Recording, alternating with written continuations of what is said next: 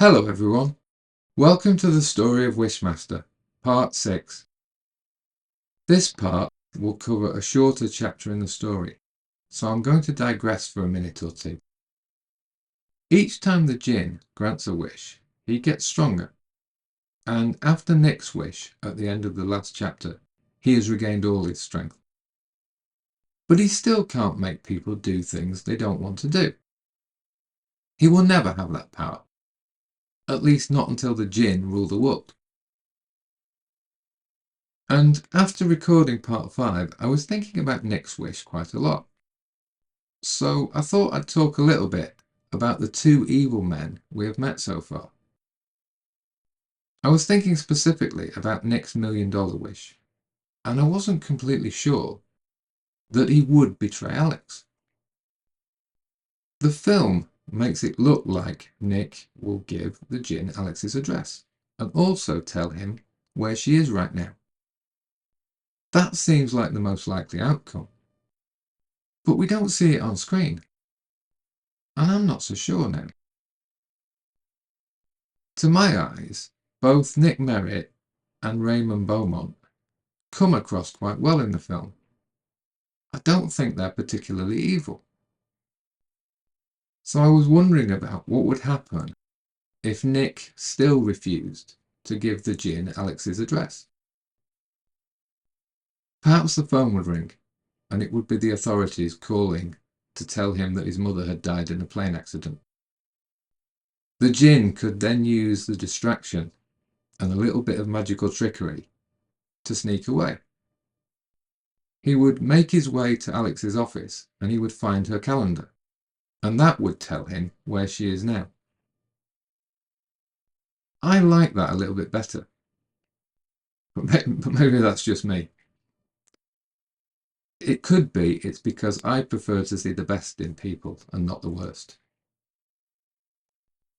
Anyway, the two men are businessmen.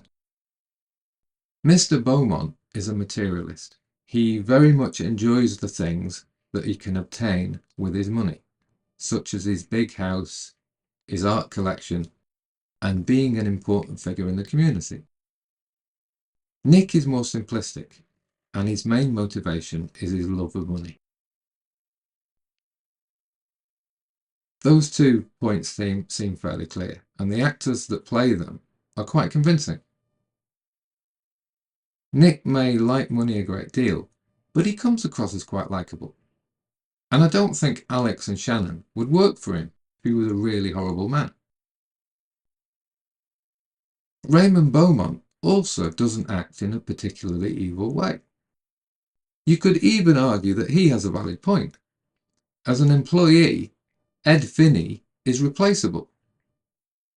Raymond can get another assistant, but he can't just get another statue of Ahura Mazda.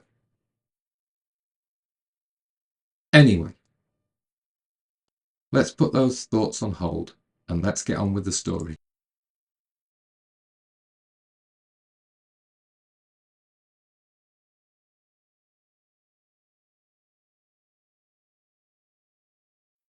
Alex is still reading through the material she got from Wendy when Shannon interrupts her.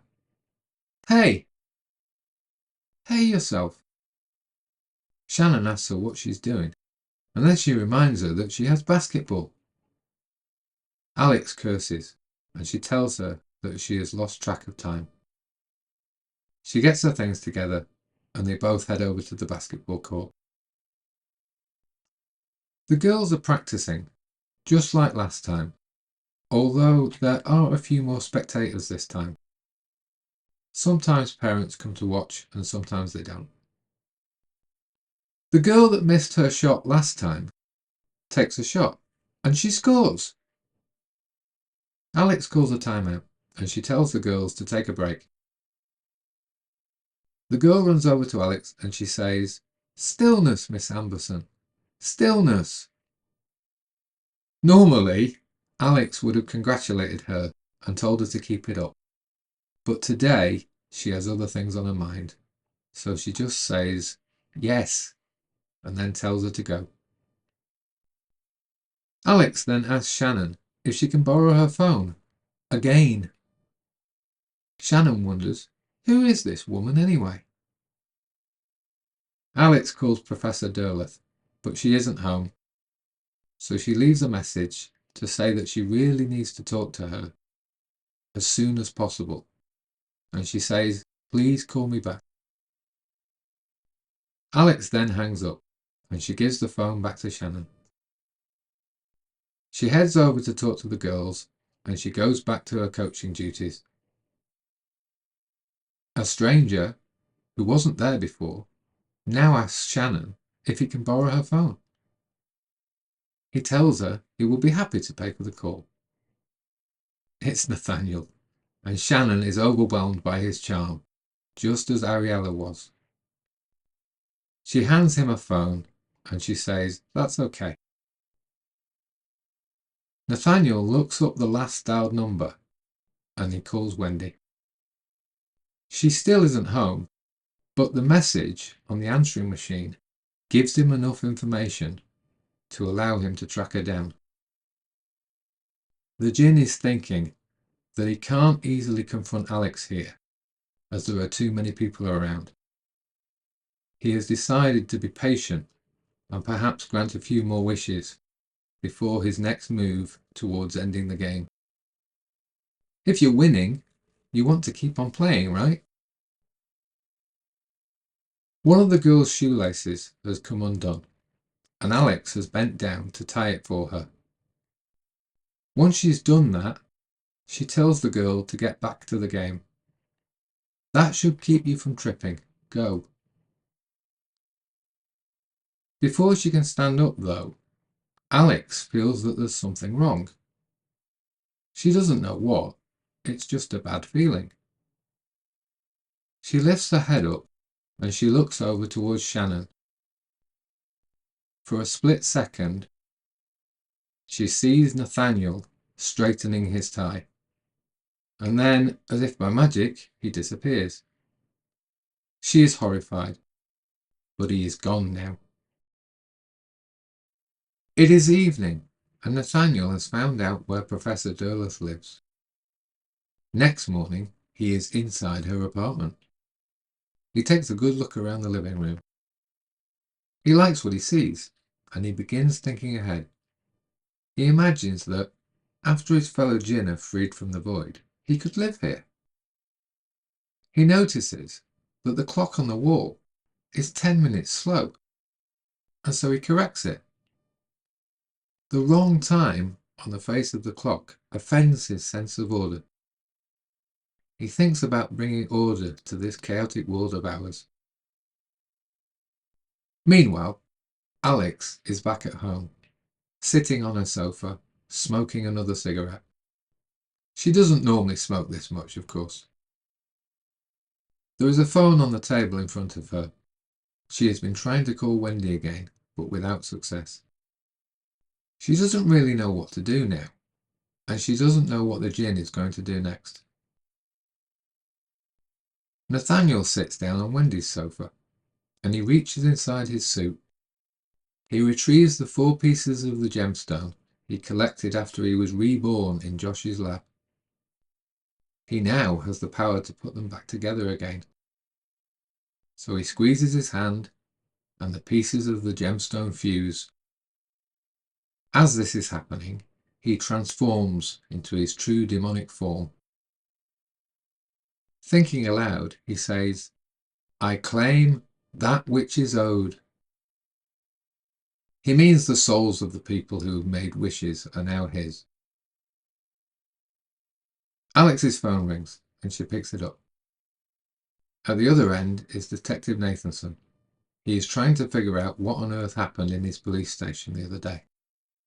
He tells her that we need to talk, and that there was a guy here looking for her. But before he can say any more, he starts to shake, and he drops the phone. Then he collapses and dies.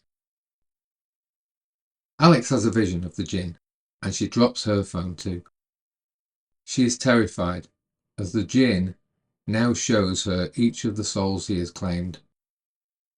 The detective, the homeless man, the now blind student, Nick, and Ariella.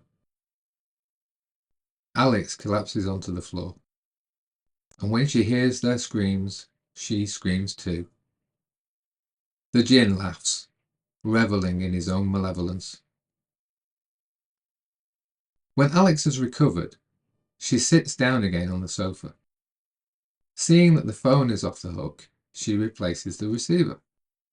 A second later, it rings, scaring her half to death again. She picks it up. It is the djinn. He tells her that only you can end their pain. Only you can free them. In tears, she puts the phone down. The djinn feels that the end is near, and he realizes that he now has a partial connection to the djinn in the void. He tells his friends to be patient. It won't be long now.